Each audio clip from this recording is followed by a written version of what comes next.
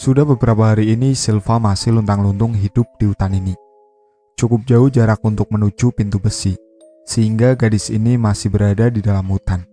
Selama hidup di hutan, Silva terpaksa harus menangkap hewan jinak untuk ia makan. Meskipun jijik karena memakannya mentah-mentah, ia terpaksa harus mengisi perutnya. Sungguh malang nasibnya. Ia berpikir lama-lama ia merasa mirip, seperti kanibal saja. Selama perjalanan di hutan, Silva terus merasa takut dan cemas jika dirinya bertemu dengan hewan buas. Sebelumnya, saat ia berdua dengan Paul, ia merasa tenang dan aman bersamanya. Tapi sekarang ia sendirian. Namun Silva tak mau menyerah. Kedua sahabatnya, Mark dan Paul, rela berkorban untuknya. Maka dari itu, Silva tak boleh menyia-nyiakan pengorbanan mereka. Ia harus keluar dari desa ini. Akhirnya Silva sudah berada di ujung hutan. Ia keluar hutan dengan waspada dan bersembunyi di balik semak-semak yang tak jauh dari pintu besi. Ia menunggu hingga waktu pintu besi ini dibuka. Cukup lama hingga 1 jam lebih adanya, membuat Silva pegal bersembunyi terus. Silva hendak keluar dari tempat persembunyian, namun urung kala mendengar suara pintu besi berderit. Ia tersenyum miring, akhirnya pintu besi itu terbuka, dan mobil-mobil militer masuk beriringan. Benar ternyata ucapan Paul tempo hari, bahwa mobil-mobil militer itu memang bertujuan masuk ke dalam sini. Silva mengintip di balik semak-semak. Pria yang mengendarai mobil keluar semua. Setiap mobil dikendarai oleh 2 pria. Silva mengerutkan keningnya. Semua pria itu memakai seragam militer. Ia berpikir, apakah dalang di balik ini adalah mereka sang abdi negara? Jika memang benar, apa tujuan mereka menciptakan para Vector? Apakah untuk dijadikan senjata negara? Jika benar, menurut Silva hal itu sangat salah besar. Sekiranya itulah yang bisa Silva simpulkan. Ia memang tak sepandai Paul adanya. Pria berseragam militer itu membuka pintu belakang mobil, dan isinya adalah banyak para wanita. Pria militer itu memaksa wanita-wanita itu untuk turun dari mobil. Silva tak tahu mau diapakan para wanita malang itu. Silva beralih menatap mobil militer lain yang isinya banyak hewan-hewan besar. Pria berseragam militer itu menggiring hewan-hewan itu untuk masuk ke dalam hutan. Silva beralih ke mobil militer lainnya. Pria berseragam militer itu mengangkut banyak sekali jenazah pria. Silva semakin bingung saja. Para pria itu tengah sibuk dengan aktivitas masing-masing. Silva segera mengambil kesempatan keluar dari semak-semak dan masuk ke dalam box mobil militer yang dekat dengannya. Ruangannya sangat luas sekali. Kalian pernah lihat kan mobil militer kayak apa? Tiba-tiba terdengar suara sirine yang sangat keras. Silva mendengar pembicaraan 2 pria di luar mobil. Akhirnya waktunya tiba juga. Pria yang satunya menyaut, "Iya, ayo kita harus segera masuk ke mobil lagi, karena tugas kita sudah selesai.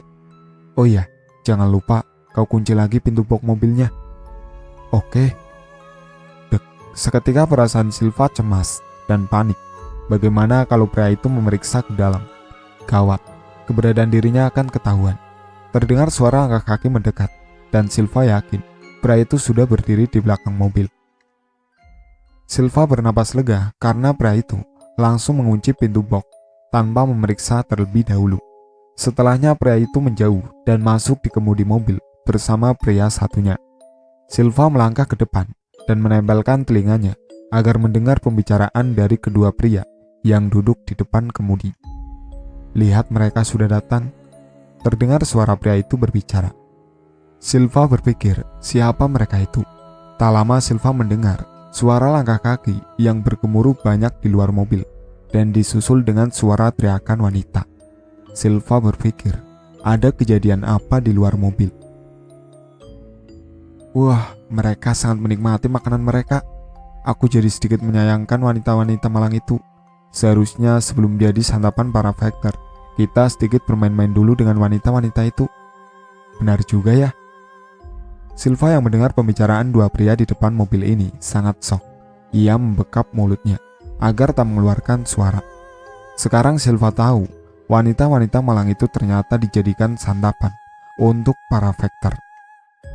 Hewan-hewan besar yang digiring ke dalam hutan juga akan menjadi santapan para serigala dan jenazah para pria.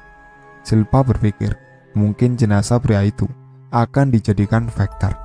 Sungguh orang yang menciptakan hal ini benar-benar biadab. Tak terbayangkan kalau sewaktu-waktu para vektor itu sengaja dilepas dan berkeliaran, maka nasib umat manusia akan musnah dan dunia akan terancam. Silva merasakan mesin mobil dinyalakan dan mobil mulai melaju. Ia merasa semua mobil militer sudah keluar dari desa itu. Silva bernapas lega. Ia duduk dan bersender dengan memejamkan matanya. Akhirnya ia bisa keluar dari desa terkutuk itu. Silva terbangun dari tidurnya kala merasa mobil yang dinaikinya sudah berhenti. Dengan siap siaga, gadis itu bangkit dan berdiri di depan pintu box mobil. Ia sudah merencanakan akan menyerang pria itu kala pintu box terbuka. Terdengar suara langkah kaki berjalan ke belakang mobil. Suara kunci yang tengah dibuka sudah terdengar. Silva sudah siap, tepat di depan pintu box.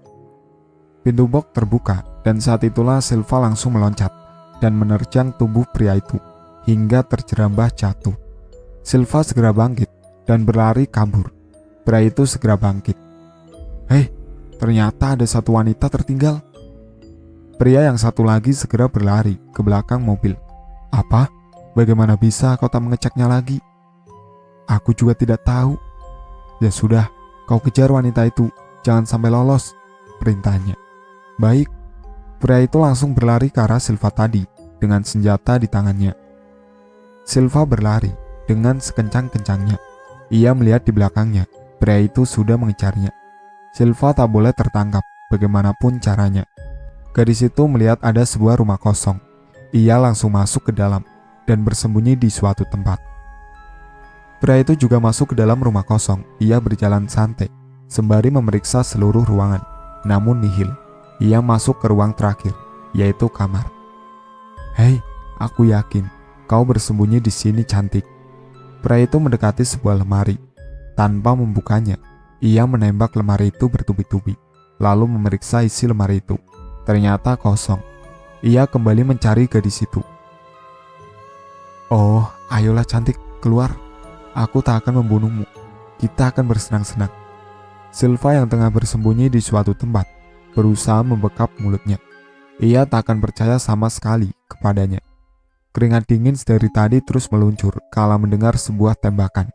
Sungguh ia takut ketahuan. Pria itu mulai kesal karena mangsanya tak kunjung keluar. Baiklah, kalau kau memilih cara kasar dariku. Pria itu menembak ke seluruh sudut ruangan secara bertubi-tubi, membuat Silva menutup telinganya dengan gemetar. Pria itu tersenyum miring. Ia melangkah mendekati ranjang. Aku tahu kau bersembunyi di kolong ranjang.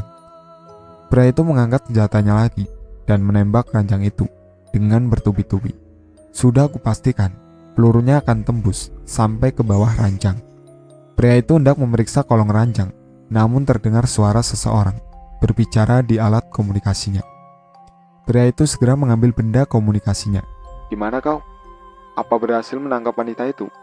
Cepatlah, kita harus pergi, kata seseorang di seberang sana. Iya, aku yakin wanita itu sudah kubunuh dan kita akan aman. Baiklah, aku akan kembali secepatnya. Pria itu langsung melangkah keluar, tak melanjutkan niatnya untuk mengecek kolong ranjang, karena ia sangat yakin sudah membunuh mangsanya. Saat dirasa pria itu sudah jauh, Silva keluar dari tempat persembunyiannya di bawah lantai. Ia menemukan celah di bawah lantai yang ditutupi keramik, sehingga ia memutuskan bersembunyi di sana. Ia meringis karena ruangan ini sudah dipenuhi oleh lubang tembakan. Ia beruntung tidak bersembunyi di lemari maupun kolong ranjang. Jika tidak, maka ia sudah kena tembakan. Silva keluar dari rumah kosong itu. Ia berjalan untuk mencari penduduk sini. Silva tak tahu sekarang ia berada di mana. Tak lama akhirnya ia sampai di sebuah pasar. Beberapa kali Silva menghentikan orang dan menceritakan apa yang dialaminya, tapi mereka tak percaya. Malah mereka mengatai kalau Silva gila. Silva sadar dengan penampilannya yang sangat kotor dan kusut, sehingga banyak orang mengira bahwa dirinya orang gila. Silva menghela nafas sedih, Tak ada yang mau membantu dirinya sama sekali. Silva berjalan dengan langkah gontainya. Tak sengaja ia berhenti di depan penjual roti. Aroma wangi roti yang sangat menggugah selera membuat Silva kelaparan. Beberapa hari ini ia tak merasakan makanan enak. Sungguh malang nasibnya. Silva tersadar dari lamunannya kala sang penjual roti menyadari tatapannya. Gadis itu lanjut melangkah sebelum kena usir sang penjual roti itu. Tunggu. Silva berhenti kala sang penjual roti itu berbicara padanya. Apa kau lapar? Tanya penjual roti itu. Silva mengangguk dengan ragu. Penjual roti itu membungkus satu roti yang masih mengepul, lalu memberikannya kepada Silva. Silva mengerjapkan matanya. Tapi saya tak punya uang. Penjual roti itu tersenyum ramah. Tak apa, ini gratis untukmu. Terimalah dan makan. Silva segera mengambil roti itu dan memakannya dengan lahap. Dirinya mirip orang gila yang tak lama makan. Penjual roti itu mendekati Silva dan menyerahkan air mineral. Silva menerimanya dan langsung meneguknya sampai habis. Ngomong-ngomong, kau dari mana? Aku baru melihat wajahmu di sini. Tanya penjual roti itu ramah. Silva menatap wajah ramah penjual roti itu. Ia masih belum membuka suaranya. Penjual roti itu tersenyum ramah. Jangan takut, aku bukan orang jahat. Bagaimana kalau kita berkenalan dulu, biar lebih akrab? Namaku John. Namamu siapa? Namaku Silva. Baiklah Silva, kau bisa memanggilku Om John, karena kau masih muda. Silva mengangguk.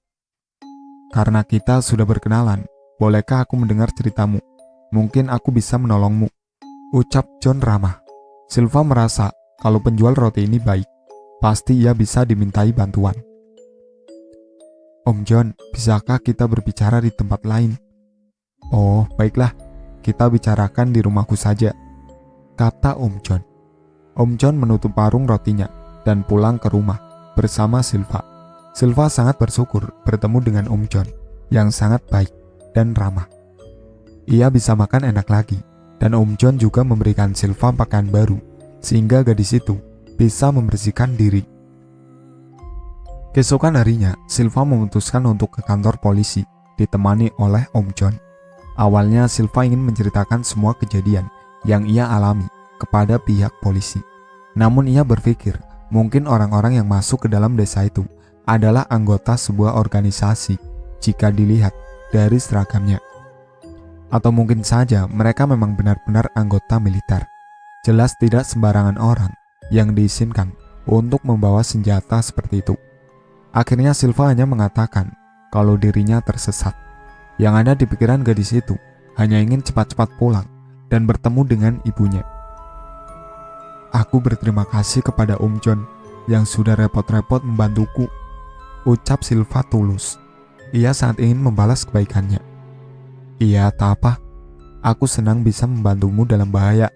Dan sekarang kau selamat dan bisa pulang, balas Om John tersenyum ramah.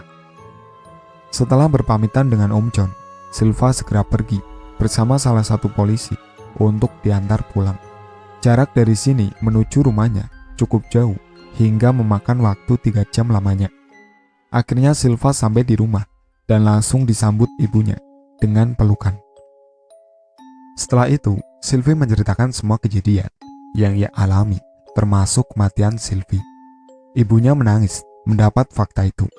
Tak henti-hentinya ia terus menangis, membuat Silva sedih. Silva memeluk ibunya dengan terus mengucapkan kata menenangkan bahwa ibunya tak sendirian. Masih ada dirinya yang akan terus menemani.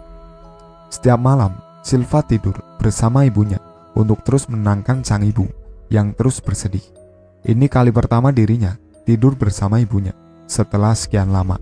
Iya, Silva sudah berjanji kepada dirinya akan memperbaiki hubungan dengan ibunya. Setelah 1 minggu lamanya, hubungan Silva dengan ibunya semakin membaik.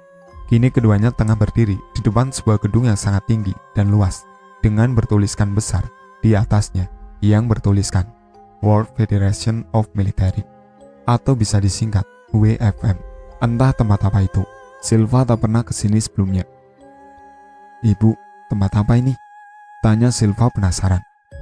Kita harus melaporkan tentang desa yang kau ceritakan itu. orang-orang itu harus diberantas dan diberikan hukuman yang seberat-beratnya. Lagi pula kau juga ingin mengeluarkan jasad Sylvie dari desa berbahaya itu kan? Jelas ibunya. Mendengar itu Silva mengerti bahwa gedung di depannya tidak lain adalah gedung militer. Tetapi sesuatu mengganjal di hati gadis itu. Tapi kenapa kita tidak lapor ke kantor polisi saja? Dari ceritamu, kejahatan mereka itu sudah termasuk kejahatan tingkat tinggi. Jelas itu di luar kapasitas yang ditangani kepolisian. Di tempat ini, mereka sudah terbiasa menangani hal ini. Ayo kita masuk. Ibunya menuntun Silva masuk ke dalam gedung itu, sedangkan Silva hanya pasrah saja. Saat berada di dalam, banyak orang-orang berlalu lalang, memakai seragam yang sama. Mereka memang terlihat seperti anggota militer elit. Namun saat melihat mereka, Silva jadi teringat dengan orang-orang yang masuk ke dalam desa membawa mobil militer. Seragam mereka sangat mirip. Silva sempat menghentikan langkahnya. Ia ketakutan. Sepertinya ia sudah masuk ke dalam sarang orang jahat. Itulah yang ia pikirkan. Apa ada yang bisa saya bantu? Salah satu pria berseragam militer itu menghampiri mereka. Iya, kami ingin melaporkan perihal sesuatu yang sangat penting, jawab Joseph. Kenapa tidak lapor ke kantor polisi saja? Kata pria itu. Kami tidak akan datang ke sini jika yang kami laporkan adalah kejahatan biasa, jawab Joseph mantap, sehingga pria itu mengangguk dan menyuruh mereka untuk mengikutinya. Joseph menarik tangan anaknya, namun Silva menahannya dengan menggelengkan kepala dengan air mata yang mulai tumpah. Kenapa, Pak? Ayo kita ikut dengannya. Silva terus menggelengkan kepala, berharap ibunya paham. Ada apa? Ayolah, ikut dengan saya, ucap pria tadi heran melihat keduanya masih belum beranjak. Bu, itu mereka, ucap Silva mencoba menjelaskan kepada ibunya. Namun ibunya tak menghiraukan dirinya. Ia pasrah saja saat ditarik oleh ibunya. Akhirnya mereka tiba di sebuah ruangan. Tidak ada seorang pun di sana. Kini hanya ada Joseph, Silva, dan pria militer itu. Perkenalkan, nama saya Ronald. Silahkan duduk dan katakanlah apa yang akan kalian laporkan tadi, ujar pria itu yang dituruti oleh Joseph dan Silva. Ronald heran melihat kedua wanita di depannya masih belum bersuara. Silahkan ceritakan apa yang ingin kalian laporkan. Iya, sebentar Pak. Joseph merasa aneh melihat Silva menangis dengan tubuh gemetaran. Rautnya begitu ketakutan. Silva sayang, ayo ceritakan. Tapi Bu, tidak apa-apa, percaya sama ibu. Mendengar penuturan ibunya, Silva mencoba menenangkan diri. Ia hendak membuka mulutnya untuk bersuara. Namun lidahnya terasa keluh. Rasa takut masih terus menyelimutinya. Putri Anda terlihat aneh, komentar Ronald. Putri saya masih trauma. Sebenarnya dia baru saja mengalami kejadian yang sangat mengerikan. Dia terkurung di dalam sebuah desa yang aneh. Di desa itu penuh dengan kanibal, orang-orang pemakan manusia. Tunggu sebentar. Anda bilang mereka kanibal? Memang di belahan dunia ini masih ada beberapa kelompok kanibal yang masih bertahan hidup sampai sekarang. Saya bahkan pernah bertemu dengan mereka. Tapi saya rasa ini bukan sebuah kejahatan, kecuali jika memang mereka menyerang warga daerah lain. Apa orang-orang kanibal yang Anda maksud itu melakukan penyerangan terhadap orang lain atau putri Anda yang mendatangi mereka? Ronald sudah menduga dari awal kedua wanita ini melaporkan hal yang tak penting. WFM adalah organisasi rahasia yang bergerak dan menangani kasus-kasus tingkat tinggi, kasus atau kriminal yang membahayakan keamanan dunia, kasus besar yang hanya bisa diselesaikan dengan peperangan. Kasus kanibal yang dibicarakan mereka tentu tidak penting bagi Ronald. Tidak, ini berbeda. Kanibal-kanibal itu, mereka orang-orang yang sudah mati lalu dibangkitkan kembali untuk tujuan tertentu. Jadi maksud Anda mereka zombie? Maaf Nyonya, tapi kami tidak percaya dengan makhluk yang bernama zombie. Mereka hanya ada di film-film. Anda dan putri Anda kebanyakan nonton film zombie. Maaf Nyonya, saya tidak punya waktu luang lagi untuk menanggapi laporan konyol ini. Ronald tertawa enteng, membuat Joseph tersulut emosi. "Saya serius, Tuan. Putri saya dan teman-temannya baru saja mengalami kejadian yang menyeramkan di desa itu. Salah satu putri saya menjadi korban kejahatan kanibal-kanibal itu. Begitupun dengan teman-teman putri saya. Mereka sudah meninggal. Semua yang saya katakan ini sebuah kebenaran. Saya serius, Tuan. Desa itu sengaja diciptakan untuk tujuan tertentu. Mereka sengaja menciptakan kanibal-kanibal itu. Apa menurut Anda, saya ini terlihat seperti orang gila sampai Anda tidak mempercayai laporan saya? Apa Anda pikir saya datang ke tempat ini tanpa tahu apa-apa? Saya tahu tempat seperti apa ini, dan tidak mungkin saya datang kemari jika masalah yang saya laporkan ini hanya sebuah lelucon." Ronald terdiam. Ia melihat mata Joseph, tidak menemukan kebohongan sama sekali. Ronald pun mulai menanggapi dengan serius. "Jadi putri Anda dan teman-temannya itu tidak sengaja datang ke desa itu?" "Begitulah, Tuan. Beruntung putri saya berhasil melarikan diri dari sana." Ronald percaya saat melihat keadaan remaja di depannya yang terlihat ketakutan. Jika laporan mereka benar, maka masalah ini bukanlah masalah biasa. Sebuah desa yang menciptakan monster seperti zombie sulit dipercaya memang, tapi Ronald tahu akan sangat mengerikan jika laporan itu memang benar adanya. "Baiklah, mohon tunggu sebentar. Saya akan membawa seseorang kemari." Joseph mengangguk, lalu Ronald keluar dari ruangan. "Pak, kamu kenapa? Kenapa kau tidak menceritakan semuanya tadi?" Sejujurnya, Joseph merasa khawatir melihat keadaan putrinya. "Bu, itu mereka. Orang-orang yang membawa masuk mobil-mobil militer ke dalam desa. Sama persis dengan orang-orang di tempat ini. Seragam mereka mirip." Silva akhirnya berhasil menjelaskan kegundahan dan ketakutan yang dirasakannya sejak tadi. "Itu tidak mungkin, sayang. Tidak mungkin orang-orang di sini yang menjadi dalang diciptakannya desa berbahaya itu. Percayalah padaku, Bu. Seragam mereka sangat mirip. Kita harus segera pergi dari tempat ini." Kedua mata Joseph membola dengan sempurna. Jantungnya berpacu dengan cepat. Tidak mungkin. Dia yakin, mustahil WFM yang merupakan badan militer tingkat tinggi ini yang menciptakan desa itu. WFM yang diketahui Joseph satu-satunya yang sanggup memberantas kanibal-kanibal itu. Tidak mungkin justru merekalah yang menciptakan makhluk-makhluk itu. Entahlah, Joseph merasa kebingungan saat ini. Bingung harus mempercayai keyakinannya atau mempercayai ucapan putrinya. Sampai di sini dulu ceritanya. Nantikan cerita kelanjutannya di part berikutnya. Sekian dari saya. Wassalamualaikum warahmatullahi wabarakatuh.